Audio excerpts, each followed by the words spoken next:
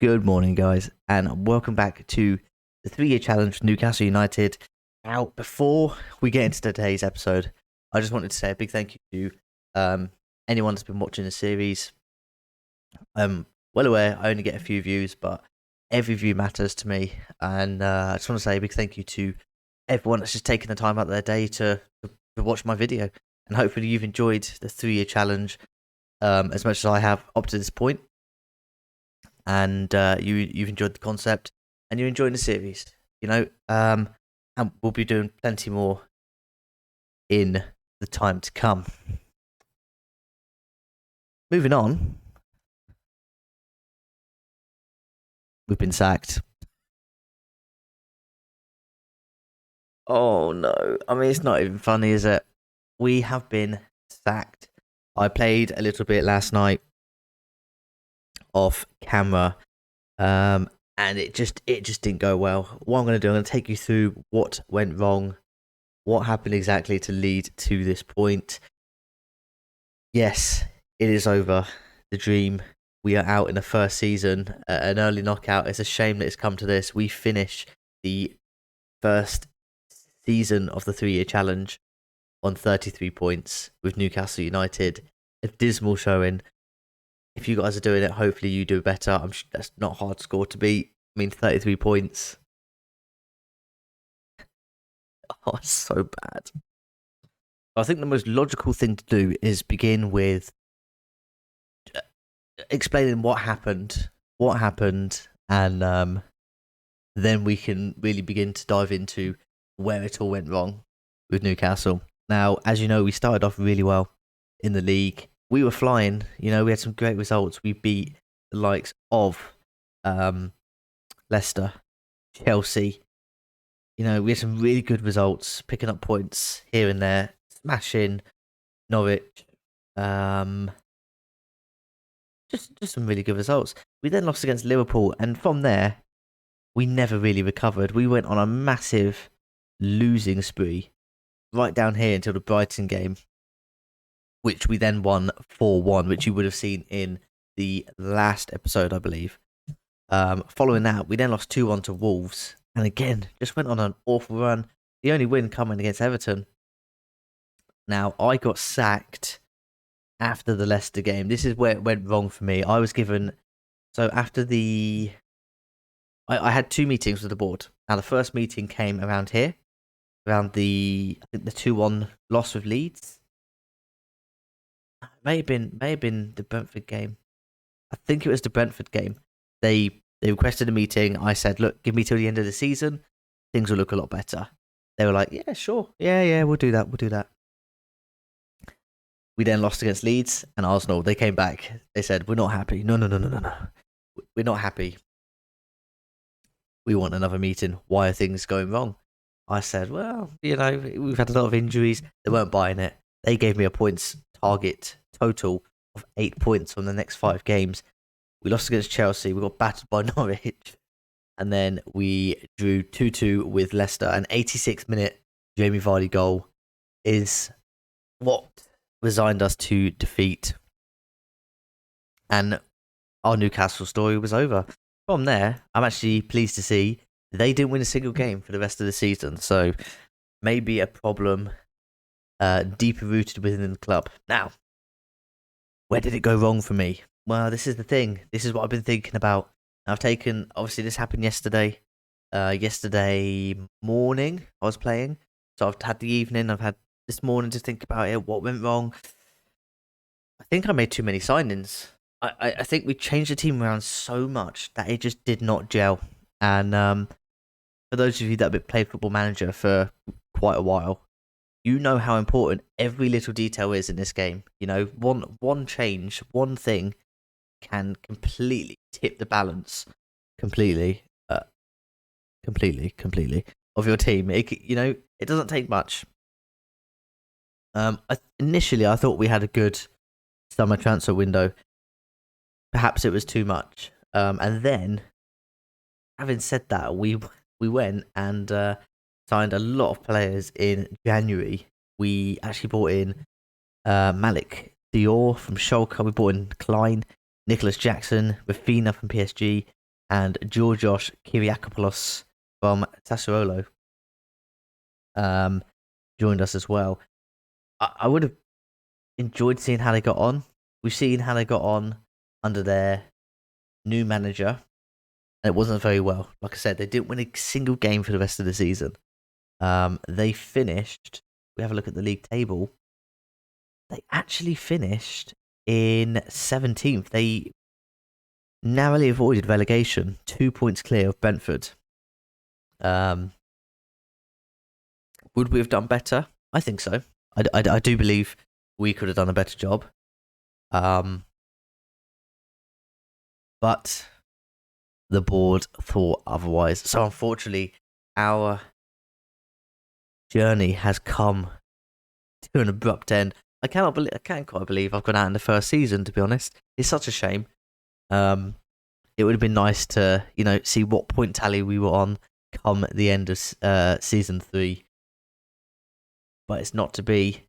That is pretty much it in a nutshell. I think we signed too many players. Where else do I think we faltered? I think some of our signings, maybe we didn't build the team around our signings. I think what we tried to do was bring in players and try and shoehorn them into positions and roles that, although it says they're comfortable with, they weren't really great at playing. Richarlison being a key one. In fact, let's have a quick look at Richarlison. How did he do in the end? Let's just see. See the players? Oh. Newcastle. Players. Here is Richarlison. They actually ended up going back to a 5-2-3 as well. Once I left, obviously we came away from that, and they were playing Darlow in goal ahead of Dubravka, which is interesting. Richarlison was one. We bought him in for 70 million, something crazy. Yeah, 70 million. He didn't do much at all. I mean, he finishes the season on a 6.7, 5 goals in 39 games, 3 assists. He just didn't hit the ground running. Whether I should have played him up front or what, I don't know. And I tried. I feel like I tried. We used him as an inside forward. We used him as a winger. Just could not get the best out of him. I thought Rafinha coming in might, help him along, having that Brazilian influence. Obviously, we've got João Pedro and Henrique as well. But it didn't help much. Quite a few disappointments, to be fair. I mean, Rafinha, look in there. He played 6 times and had a 6.34 rating. I mean, I don't know why the new managers didn't play him. Callum Wilson was okay. I mean, João Pedro was really the only one that had a good season, to be honest. 28 goals. Is that just league goals or is that total goals? Total goals. 28 goals in 38 games. 4 assists. A 7.2 rating as well. This man was awesome. Expect to see him again in future saves of mine. Absolutely brilliant. And a bargain. Just under £14 million. And, he was... Did he get... Was he the top goal scorer in the league? He must be, right? He's got to be up there. He was. He did it. He outscored Cristiano Ronaldo and Mohamed Salah. And it's mental to think. So I guess when you look at that, it's our defence, right? It's our defence that let us down. Maybe I should have invested in a couple of better centre backs. We had Chiarte in. The problem with Chiarte was he was always tired. The amount of times I got an email saying he needed a rest, and I just, maybe stamina is something we need to look at next time. But João Pedro did really, really well. Let's just have a look. Nope, not team overviewed. Player overview. Anyone else really? Possession lost. No one else is. What about most assists? I'll say Maximin got third most assists in the league again. Just attacking wise, we were pretty decent. We could score a goal or two. But when it came to defending, it just didn't happen. Most dribbles made. Again, St. Maximin's there.